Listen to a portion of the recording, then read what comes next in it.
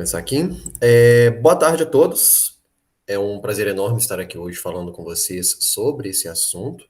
Meu nome é Gabriel Marques Teixeira, sou presidente da Liga Acadêmica de Toxicologia da Universidade Federal de Ouro Preto e irei abordar um artigo científico cujo tema é a toxicologia forense em casos de violência sexual facilitada por drogas. E, claro, sou orientado pela professora doutora Karina Santos Rubio, que também é docente orientadora da nossa entidade acadêmica. Bem, esse artigo científico ele é datado de 2013, foi publicado na revista de Toxicologia, Mecanismos e Métodos, né, mediado pela Informa Healthcare, que é uma empresa multinacional que atua nessas áreas de publicação e divulgação de informação científica. Como autores, eu destaco o Ricardo Jorge Diniz Oliveira e a Teresa Magalhães. Fazendo um breve resumo do que se trata esse artigo científico, é válido destacar que a agressão sexual, ela sempre teve corroborada, né, com baixas taxas de denúncias, acusações e condenações. Isso por diversos motivos, inclusive por um respaldo cultural que nós temos em relação a esse contexto. Mas temos um agravante surgindo ao horizonte, na verdade que já foi bem consolidado ao horizonte, que são as drogas facilitadoras, que exigem atenção e um devido cuidado. E é nesse aspecto que o profissional farmacêutico, o profissional toxicologista, entra em discussão. Bem, é uma realidade extremamente preocupante, porque a utilização de drogas facilitadoras corrobora a um ambiente em que o paciente, né, que é a vítima, desenvolve o que a gente chama de quadro de amnésia anterógrada. O que acontece nessa amnésia anterógrada? O paciente ele não consegue lembrar dos fatos que estão acontecendo na continuidade, né, da sua vida. Ele não consegue ter uma memória de curto prazo, ele tem uma série de condições confusas que estão na mente dele, ele não consegue coligar, né, realmente os fatos que estão ocorrendo. E, bem, com a amnésia anterógrada e também a condição do paciente que ali se encontra, já com essa realidade complicada que enfrentamos contra agressões sexuais, nós temos uma demora na análise toxicológica. E boa parte disso, além desse caso complicado, é na relutância da vítima de apresentar uma denúncia ao caso. E, além disso, nós temos o que a gente chama de diagnóstico errôneo, que acontece muito nesses casos de drogas facilitadoras, porque normalmente, né, essas drogas facilitadoras são administradas em condições sociais, como festas, baladas, boates, e normalmente nós temos uma condição de intoxicação por etanol muito comum.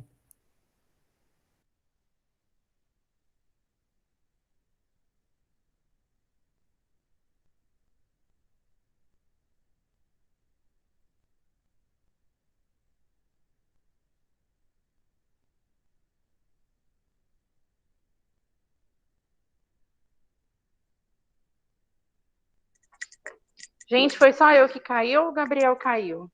Gabriel. Eu.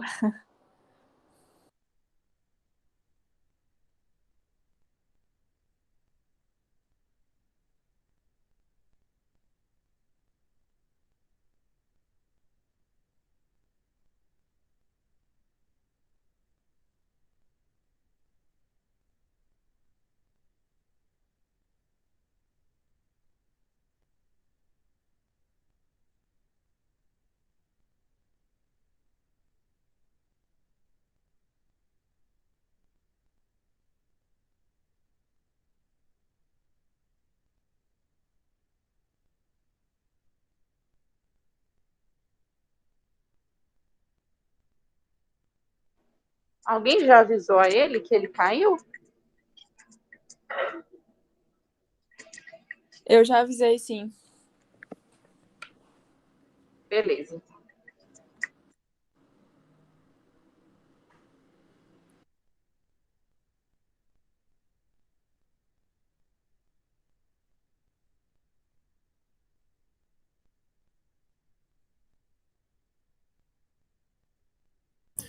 Gente, por algum motivo, meu computador simplesmente deu tela azul.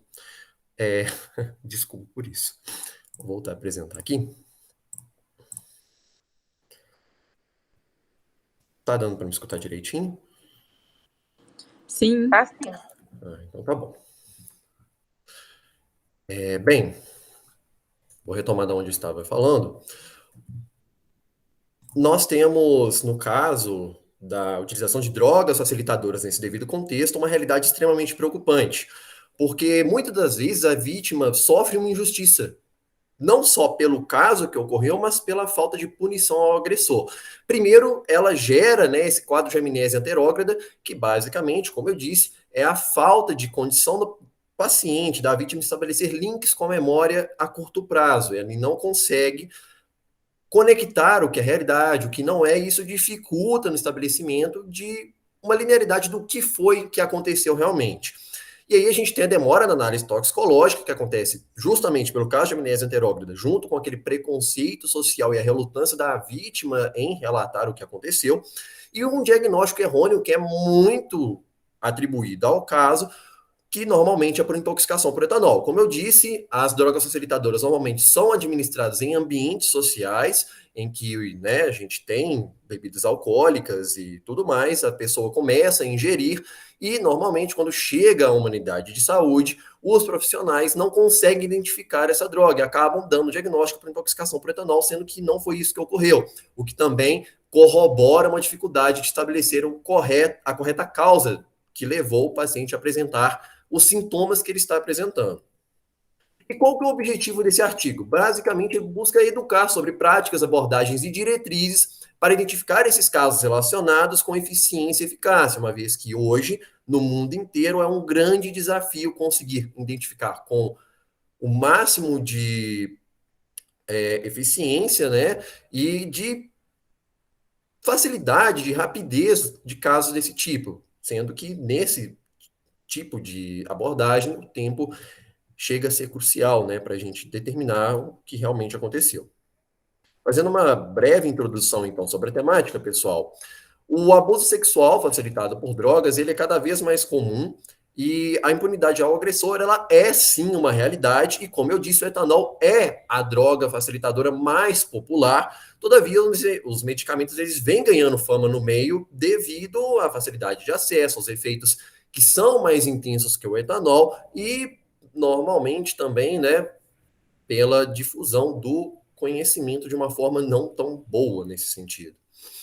Então eu trouxe alguns exemplos que o artigo ele destaca. Primeiro, o flunitrazepam, né, ou Roupinol, a indicação médica é para insônia grave, situações desconfortáveis de paciente, ele basicamente vai induzir o sono a partir da depressão do sistema nervoso central, e aí as pessoas mal intencionadas nessas situações sociais utilizam o Roupinol com álcool normalmente, e isso acaba por potencializar o efeito da droga e induz a pessoa em estado de sono, né? A pessoa não consegue mais controlar o que está fazendo, começa a realmente perder o controle dos movimentos e acaba sofrendo um abuso sexual a partir disso.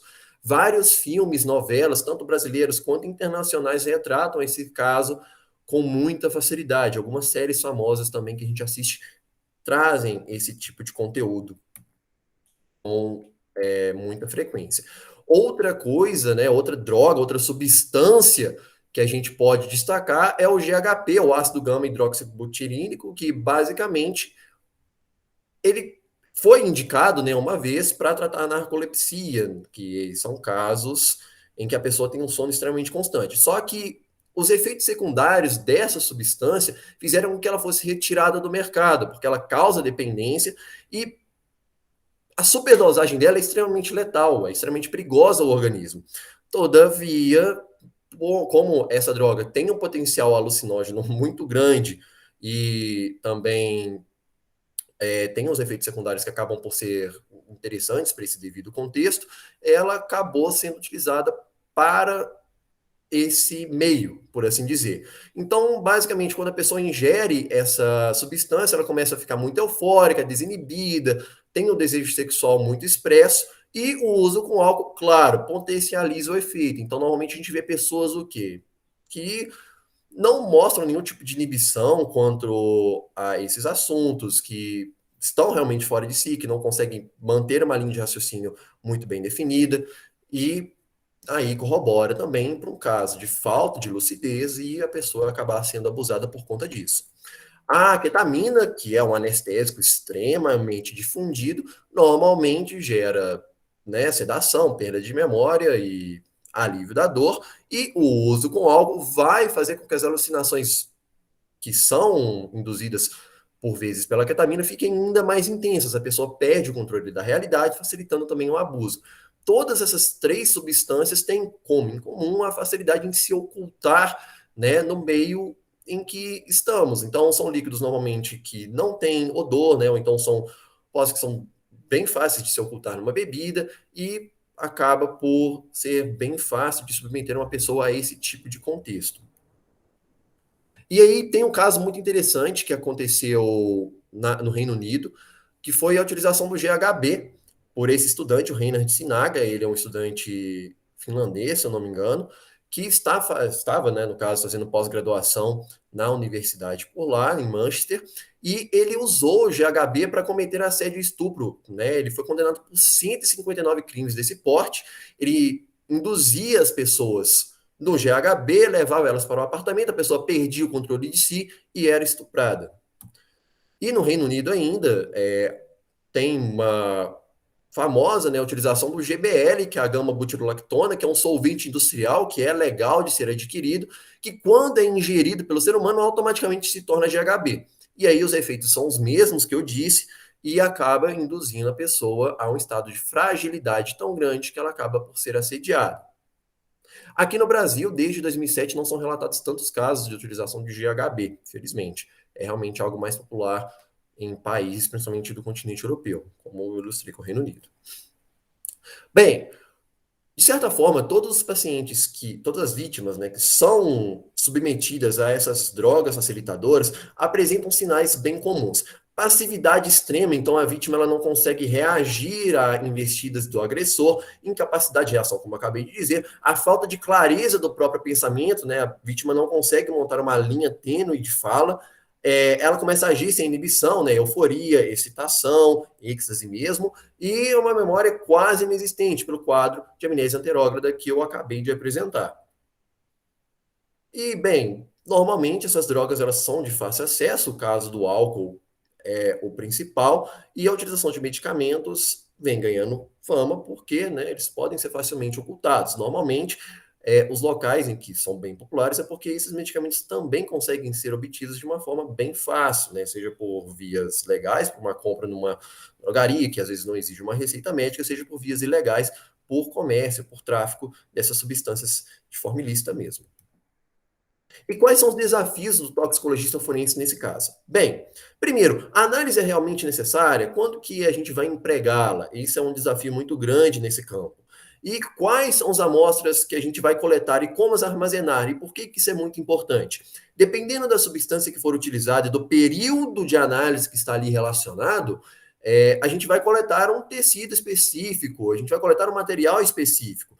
Então é um desafio muito grande para o toxicologista conseguir identificar o que seria correto naquela utilização e tendo ainda que considerar o meio social, né, o meio psicológico da pessoa, porque muitas vezes ela está completamente abalada e fazer às vezes uma coleta invasiva não é algo vantajoso, principalmente por comprometer o paciente. Então são questões que têm que ser levadas em conta. E o que a gente vai analisar dentro das amostras? O que eu tenho que buscar? Quais são os traços que eu deveria estar observando? É nesse ponto que a gente vai entrar em discussão sobre a realização da análise toxicológica. Quando que ela irá ocorrer? Basicamente, a análise individual de cada caso ela é estreitamente necessária. Isso porque cada caso vai ter um certo parâmetro e vai ter um certo emprego a partir disso. A solicitação toxicológica, né, essa análise toxicológica, ela é indicada em todos os casos. Todavia, igual eu disse, a análise da vítima e do ambiente é estritamente necessária para a gente conseguir estabelecer uma correta e assertiva, né, forma de abordar esse caso. E uma coisa que, infelizmente, é muito comum é a denúncia e divulgação tardia. E isso é complicado porque a maioria das drogas facilitadoras, elas são metabolizadas e eliminadas muito rapidamente do organismo. Então, dificulta identificar o agressor, né? E dificulta também aplicar uma possível punição ao crime a partir disso. Então, quais são esses fatores que são necessários para uma análise correta, né, de cada caso. Quando que a gente pode falar que a gente tem que fazer essa análise toxicológica, que a gente tem realmente que solicitá-lo? O paciente chegou e começou a relatar caso de embriaguez súbita, né? Do nada, o paciente ficou extremamente embriagado. Estava em um ambiente com ausência de fiscalização em comidas e bebidas, facilitando, então, a adulteração desses produtos. A vulnerabilidade e passividade extremamente grande, que é aquilo que eu falei, a pessoa não consegue manter uma linha de raciocínio própria, né? Isso é complicado. E a companhia que ela vai ter, né, que tem algum tipo de comportamento malicioso, ou seja, investidas, assédios, com a pessoa não demonstrando nenhum tipo de reação. Então, todo esse contexto ambiental tem que ser elevado para ver se realmente a análise toxicológica é ou não necessária. E como que se dá a escolha desse método, né, na toxicologia? Bem, basicamente, primeiro sobre as substâncias. É muito complicado a gente estabelecer um único método para identificar o que é aquela droga facilitadora, porque existem ao menos 50 espécies que exigem atenção que já foram documentadas, e cada uma dessas espécies vai exigir um protocolo especializado, né, considerando seus métodos de eliminação, de distribuição no organismo, de absorção. Então, cabe, né, muito a cada laboratório identificar e desenvolver um método próprio para uma análise mais eficiente do caso. Das amostras, como eu disse, normalmente elas têm uma rápida absorção e eliminação do organismo quando se trata dessas drogas. Então, normalmente, 72 horas após a ingestão, elas já estão fora do organismo e muito difíceis de serem detectadas. E, bem, outra parte que dificulta muito é uma detecção extremamente difícil na urina, sangues e outros exames de rotina, o que dificulta ainda mais esse contexto e mostra o quanto que essa situação urge intervenção. Então, aí a gente tem que levar dois casos: análises antemortem e análises pós-mortem. Cada uma vai levar um certo tipo de abordagem específica. Nas análises antemortem, basicamente o sangue, o soro e plasma, eles vão levar análises quantitativas, já que a quantidade disponível ali é um pouco menor do que, por exemplo, a urina, que já dá para fazer uma análise qualitativa do caso, e o intervalo de detecção passa a ser um pouco maior. Importante destacar que tanto sangue, soro, plasma e urina são interessantes de serem analisados em amostras coletadas entre 24 e 72 horas após a ocorrência, já que as substâncias são rapidamente metabolizadas e eliminadas do organismo. Todavia, como a gente sabe, nesses casos em que a pessoa ela tem dificuldade de estabelecer uma memória assertiva sobre o ocorrido, em que ela, por vezes, não procura assistência devida, isso não acaba acontecendo nesse período. E aí a gente começa a procurar outras alternativas para conseguir comprovar o que ocorreu. E é nesse sentido que a gente começa a analisar alguns outros casos. Primeiro, para casos que superam 72 horas, estudos comprovam, né, em análises antemortem, que o cabelo é um método de complemento muito eficiente. Eu vou falar dele mais para frente, mas basicamente, como a gente já viu em outras reuniões científicas, o cabelo ele consegue indicar substâncias que foram utilizadas no organismo em um longo período de tempo, né? E isso é muito benéfico para esse nosso caso. Já o conteúdo gástrico, indo ao contrário do cabelo, ele é vantajoso para casos em que a vítima ela já reporta antes de 24 horas. Então, vai lá e analisa o conteúdo do estômago mesmo, o conteúdo gástrico, para conseguir identificar quais são essas substâncias. Um pouco sobre o cabelo, né? Ele não é um método substitutivo à análise do sangue ou da urina, isso é um método complementa, porque o mecanismo de deposição de drogas no cabelo é muito pouco conhecido, ele é pouco esclarecido, então torna-se insuficiente para comprovar algo. Mas, igual eu disse, é um método muito eficiente para complementar uma afirmação. A coleta é feita no vértice posterior do couro cabeludo e, interessante, se o caso der positivo, se a análise do cabelo der positiva, né, um mês depois, o paciente retoma para fazer esse teste e toma como controle o primeiro que já foi realizado. E aí a gente já tem uma certeza, né, um teste mais comprovatório, benéfico à causa. A coleta, no devido contexto, também ela é muito importante, ela tem que ser com uma devida atenção feita para que a gente consiga garantir que a amostra chegue ao analista com integridade. Só que cada amostra ela vai ter um procedimento correto de coleta. Cada amostra vai ter um procedimento correto de transporte. E tudo isso é muito bem explicado no artigo. Preferi não trazer aqui porque realmente são muitos métodos, mas vamos exemplificar um aqui. Sangue e urina. Vamos pelo sangue. O sangue, quando ele é coletado com menos de 72 horas. Então, você tem que colocar anticoagulante, tem que colocar conservante, tem que colocar essa amostra em ambiente propício e já encaminhar para o técnico para uma análise o mais rápido possível, para conseguir garantir, né, uma resposta rápida ao caso. Agora, e no caso de análise pós-mortem? Aí a gente já tem uma realidade um pouco diferente, porque as amostras elas realmente passam a ser numerosas e variadas e podem ser aplicadas corretamente caso a caso. Então, o que se destaca nesse devido contexto? O sangue cardíaco, urina, conteúdo gástrico, fígado e rins, eles são bem úteis nesse caso. Já o cérebro, pulmão, baço, músculo esquelético e outras partes, elas são poucas relacionadas. E assim, vai depender muito de caso a caso, né? Vai depender muito do que aquele órgão pode oferecer para aquela devida situação, mas normalmente eles não são utilizados para o âmbito de drogas facilitadoras, porque normalmente não envolvem, né, essas vias, não envolve a passagem por esses locais. O que a gente pode concluir sobre todo esse assunto? Bem, primeiro que as vítimas elas são menos propensas a procurar auxílio e realizar a denúncia, tem a questão social e tem a questão também da vítima não conseguir perceber o que aconteceu, ou então lembrar e suspeitar do que pode ter acontecido, mas não conseguir comprovar o que realmente ocorreu. E temos também uma identificação muito errada pela equipe de saúde. Às vezes a vítima chega com escoriações, com feridas, chega demonstrando sinais e aí acabam dando um diagnóstico errado por intoxicação por álcool, ou acabam tratando uma ferida, tratando algo que poderia ser útil para identificar o agressor, e isso é algo que tem que ser, né, processado para que a gente consiga fazer com que essa impunidade, que é tão comum, passe a ser menos observada e demos às vítimas, né, o devido respaldo para que não aconteça o que aconteceu, por exemplo, no Reino Unido com o uso do GHB, 159 casos de abuso sexual até que o abusador foi pego. E quanto às drogas? Bem, além do etanol, os medicamentos, como eu disse, estão sendo mais utilizados para devido fim. A obtenção facilitada é algo que preocupa muito, porque facilita a disseminação desses métodos e o emprego deles cada vez mais para o devido fim. E normalmente as substâncias utilizadas elas têm em comum o fato de serem difíceis de ser detectadas no organismo pela rápida eliminação que elas vão ter relacionadas. E quanto aos procedimentos, a gente tem uma notória falta de harmonização nos processos realizados, né? Então, de região para região, a gente tem dados diferentes de como que as drogas facilitadoras elas são tratadas e identificadas.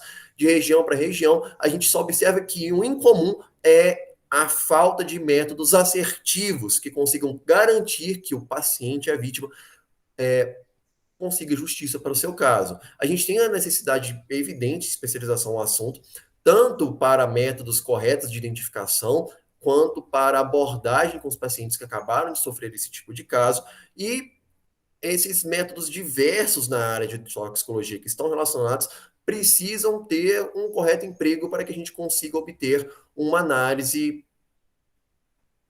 assertiva, uma análise correta do caso, né? Então, se a gente pegou a urina, o que a gente espera encontrar na urina? Por que a gente pegou a urina? São protocolos que precisam ser criados e muitas vezes vai depender de laboratório a laboratório para que isso seja corretamente processado e entregue ao laudo, por assim dizer.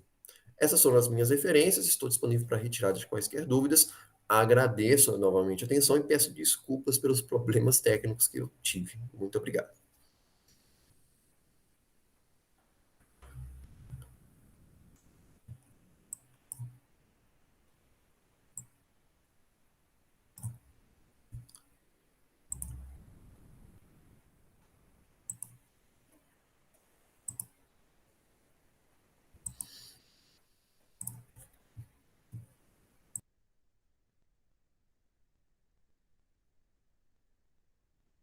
E antes de eu falar, vamos abrir para as dúvidas, né? Alguém tem alguma consideração a respeito do seminário?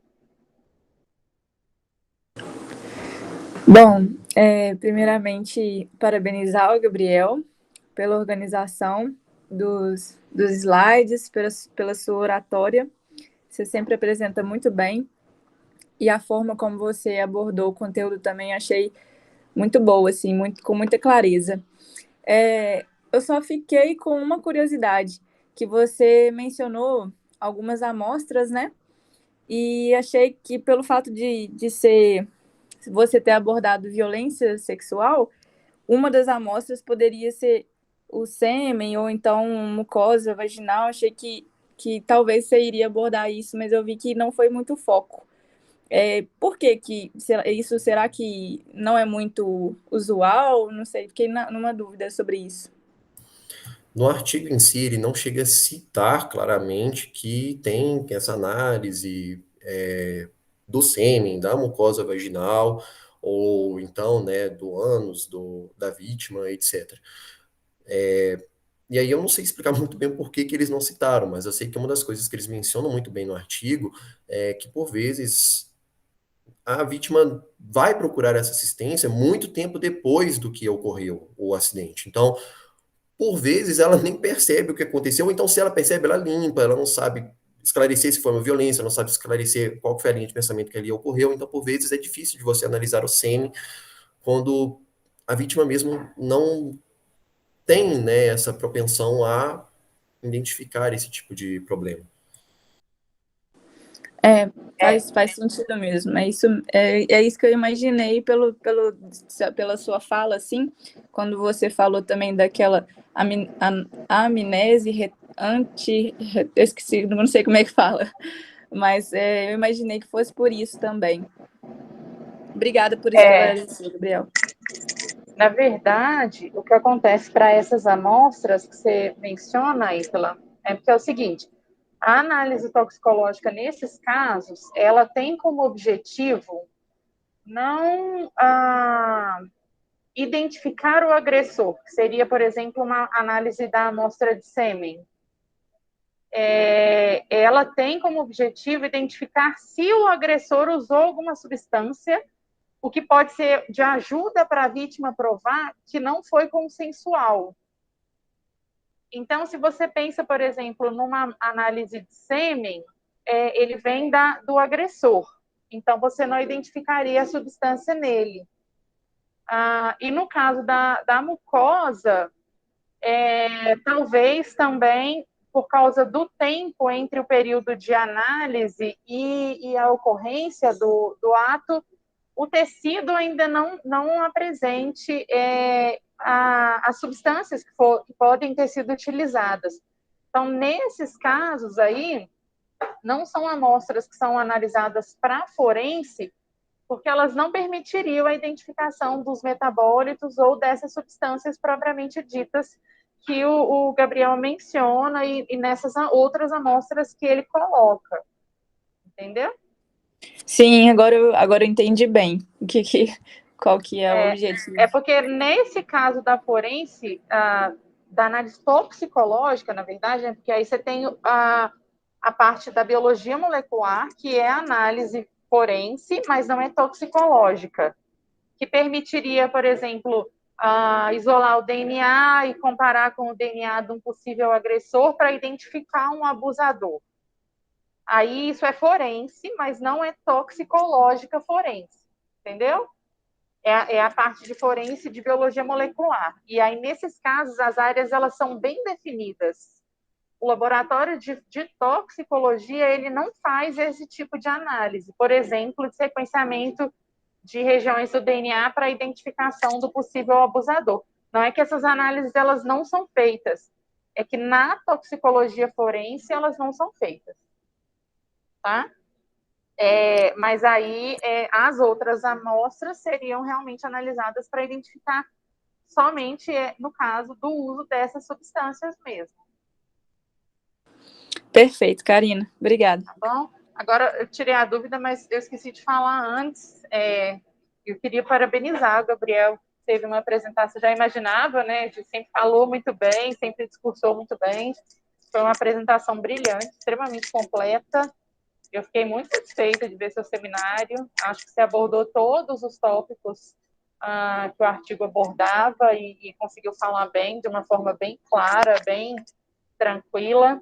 E alguns pontos que eu acho legal de ressaltar, assim, no artigo, como você coloca, é que a gente sempre acha, ou normalmente a gente tende a pensar que as drogas que podem ser utilizadas para esse tipo de crime são normalmente aquelas que vão desmaiar a vítima, né?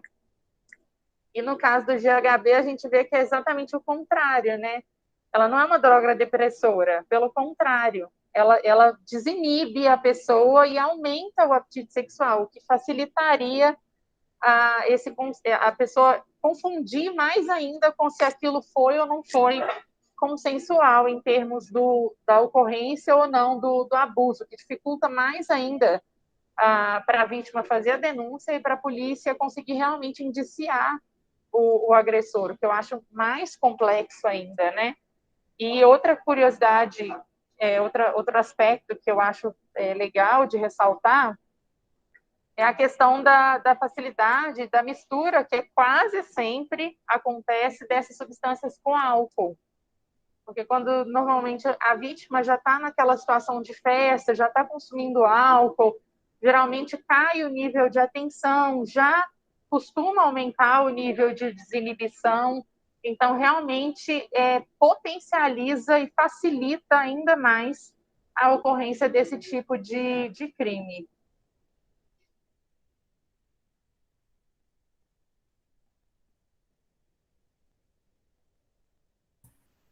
Mais É alguém, gente? muito curioso mesmo quando o artigo ele traz esses dados e quando a gente vai procurar, como você disse, né, Karine, quando apresentou o artigo lá no grupo, que a gente tinha que dar uma olhadinha, sobre outros fatos, como que esses crimes são muito pouco punidos, né? E isso é muito preocupante, a gente não conseguir estabelecer esses tipos de análise.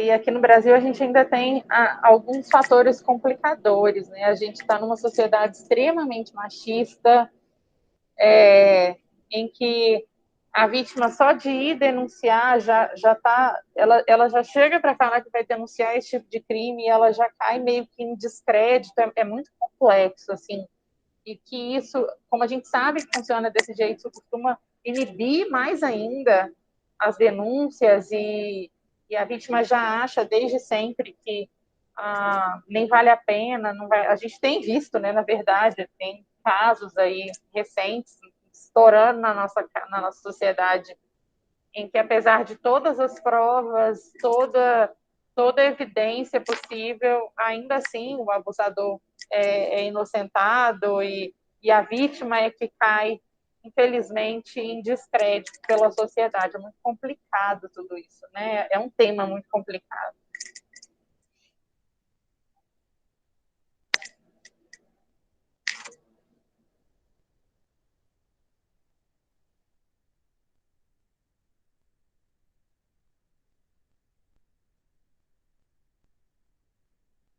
Bem, gente, caso ninguém tenha mais nenhuma consideração, quero agradecer a todos que fizeram considerações e obrigado pela atenção de vocês.